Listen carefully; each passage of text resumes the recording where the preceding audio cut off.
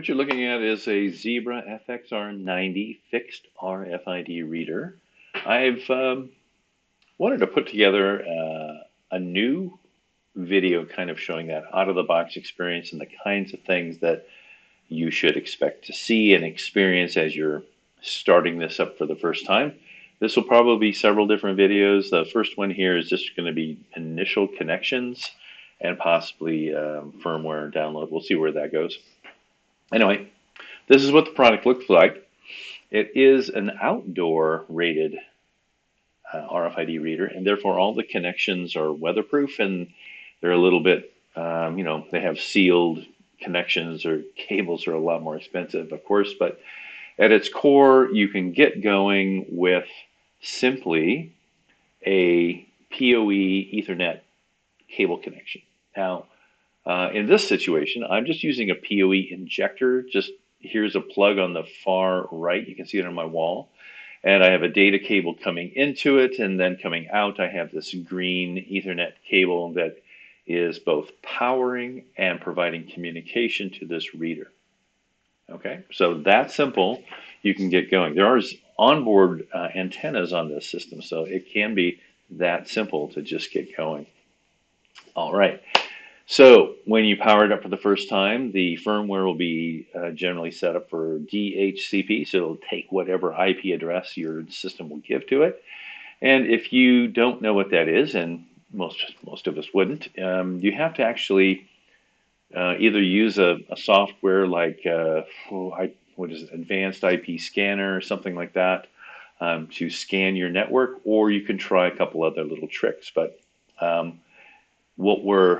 I'm going to pull up the user manual for this device, and you'll see that normally for fixed readers, you can put in a URL that is a combination of the model number and at least a portion of the MAC address for the port that you're trying to communicate on. In this case, it's the MAC address for the Ethernet port, right?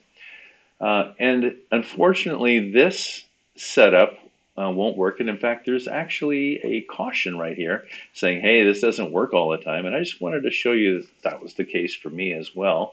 Didn't work. So let me see if I can go through and just try that. I'm going to take that first connection there. We'll just throw that in. Whoops, sorry.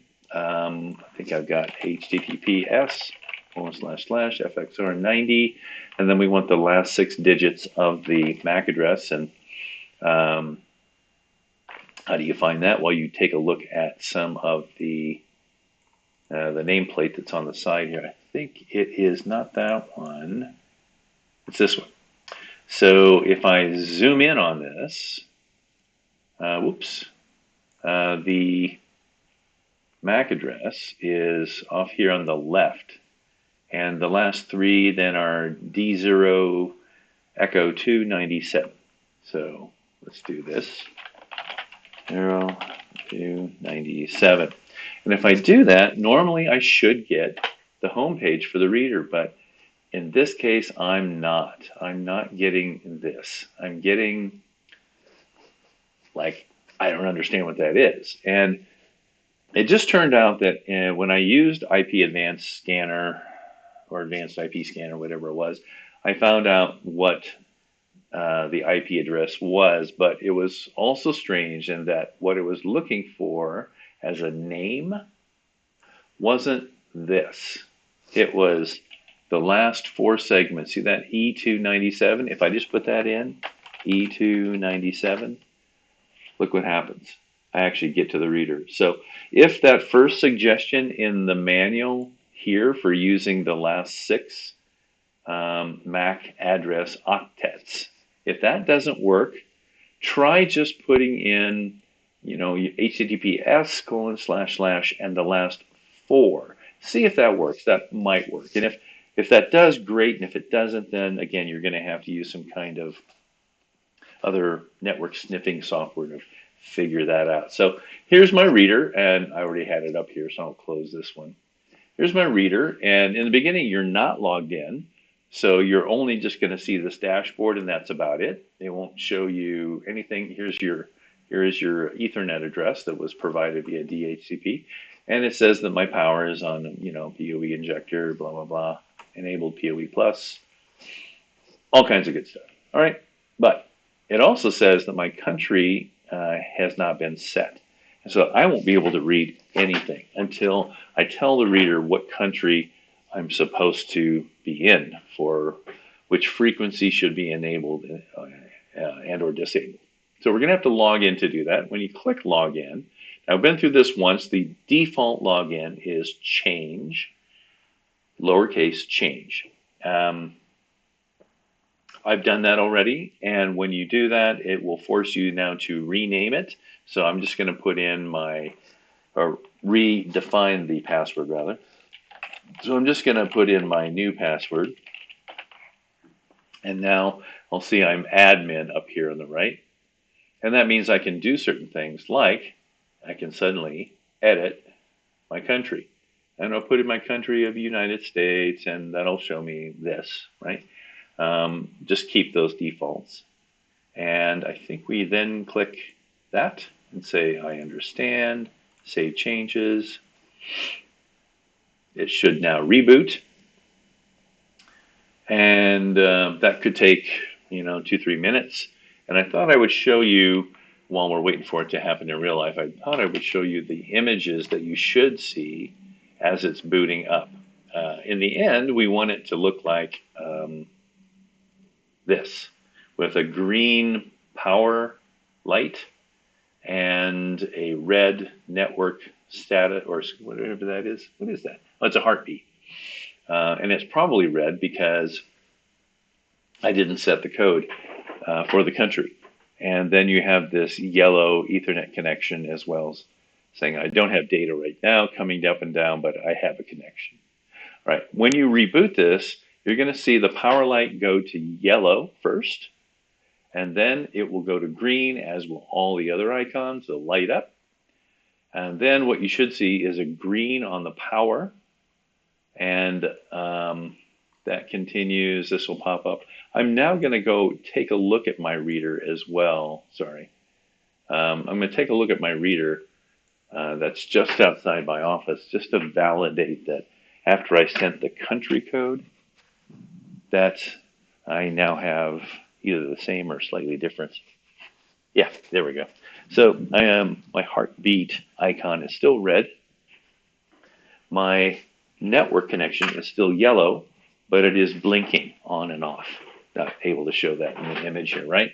But it's blinking on and off, indicating I have some kind of capability. So I'm going to now just refresh this. I come back. And I can actually, at this point now, I should be able to do a quick read. And let's see if I'm getting anything. And it appears I am not, because my internal antennas are not set yet. So I have that set up. Let's see what else I can find under the settings menu. Oh, got to turn on certain things here, right?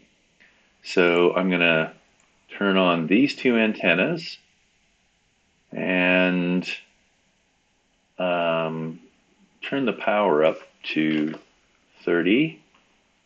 Hit save changes. I think that should work.